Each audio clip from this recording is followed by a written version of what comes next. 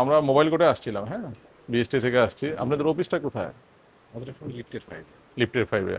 আচ্ছা, আমাদেরকে একটু হেল্প করেন, হ্যাঁ, আমাদের স্যার আছে, ম্যাজিস্ট্রেট স্যার আছেন সাথে, আমাদের এই যে অফিসার আছেন।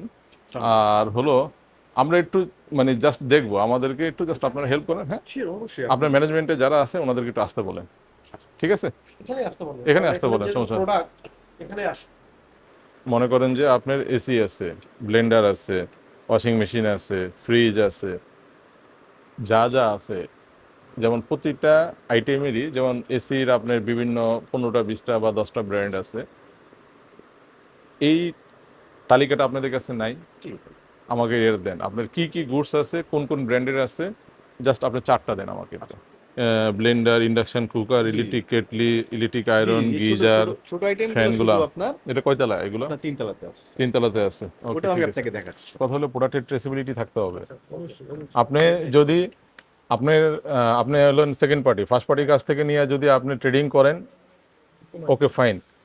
তাইলে আপনি যে ফার্স্ট পার্টি এবং সেকেন্ড পার্টি, আপনি দুজনের মধ্যে কোনো এগ্রিমেন্ট আছে কিনা, সেই এগ্রিমেন্ট অনুযায়ী আপনার কি কি প্রোডাক্ট আপনি সোর্সিং করবেন সেই জিনিসগুলো আছে কিনা, হ্যাঁ। এবং আপনি যে করতেছেন, যার কাছ থেকে নিচ্ছেন, এই প্রোডাক্টগুলো তো বিএসটি রেগুলেটরি বা ম্যান্ডেটরি প্রোডাক্ট, এগুলো বিক্রয় বিতরণ ক্ষেত্রে বিএসটি লাইসেন্স বা ছাড়পত্র গ্রহণের বাধ্যবাধকতা আছে, হ্যাঁ। তো আপনি সেই লিগাল ডকুমেন্টসগুলো আপনি করতেছেন কিনা, যেহেতু ফাইনাল আপনার ডিস্ট্রিবিউশন কিন্তু আপনি করতেছেন, ঠিক আছে, আপনি হায়ার করতেছেন, হায়ারের কাছ থেকে আপনি যে যে প্রোডাক্টগুলো নিচ্ছেন সেই প্রোডাক্টগুলো লাইসেন্স আছে কিনা সেগুলো ক্লারিফিকেশন আপনার কাছে আমরা কিন্তু চাচ্ছি।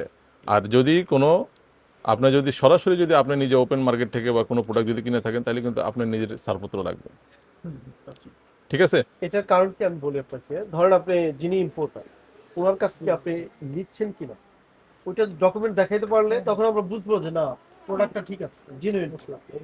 কিন্তু যদি ওইটা না দেখাইতে পারে, এখন আপনি যে লোকাল মার্কেট থেকে 2 নম্বর প্রোডাক্ট বানাচ্ছেন না, এর গ্যারান্টি কি? হ্যাঁ অবশ্যই। মানে এটাই হচ্ছে আপনার ট্রেস করার জন্য যে হ্যাঁ ঠিক আছে। মিয়াকো এক বিটার, এক বিটা, এটা কি লাগবে এটা? এটা ছাড়পত্র দেন। না, আমার কাছে এটা নাই। Okay fine. ইলেকট্রিক ফ্যান, হ্যাঁ। পাক পাঞ্জাব সুপার সিলিং ফ্যান, এটার ছাড়পত্র আছে? তারপরে হচ্ছে আপনার জাইপান ব্লেন্ডার, এটা আছে? না, এটাও না। এটাও না। ওটা এখন আমরা এই মুহূর্তে প্রোভাইড করি না। আচ্ছা, প্রত্যেকটা আইটেমের জন্য এখানে দেখেন অপরাধ লেখা আছে যে অনধিক 1 লক্ষ টাকা অর্থদণ্ড, তবে 25,000 টাকার নিচে নহে, এরকম আইনে বলাই আছে। প্রত্যেকটা আইটেমের জন্য 5টা আইটেমে নেই 5 লক্ষ টাকা অর্থদণ্ড প্রদান করা হয়। পিকাবু একটা খুব পরিচিত একটা নাম, এটা অনলাইনেও সেল করে, তাদের সম্ভবত এমনি দোকানও আছে।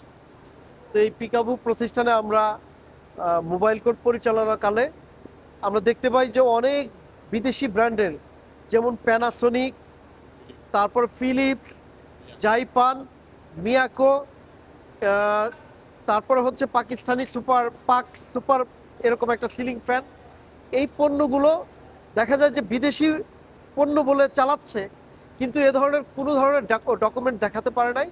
সেজন্য বিএসটিআর যে আইন আছে, Bangladesh standards and testing institute আইন 2018 ধারা লঙ্ঘন করায় এখানে। কারণ আমরা কিন্তু পণ্যগুলো জানি না যে এগুলো বিদেশ থেকে এসেছে কিনা। আমরা দেখেছি যে বাংলাদেশেই কিছু কিছু পণ্য তৈরি করে এগুলো বিদেশি পণ্য বলে মার্কেটে সেল করা হচ্ছে।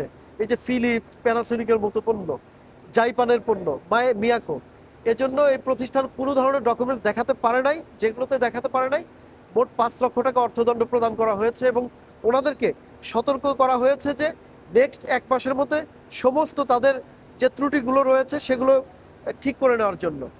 বিএসটিআই চায় যে এই ব্যবসাটাকে ফ্যাসিলিটেট করা, একই সাথে ক্রেতারা যেন সঠিক পণ্যটা পায় সেটা নিশ্চিত করা বিএসটিআইয়ের দায়িত্ব।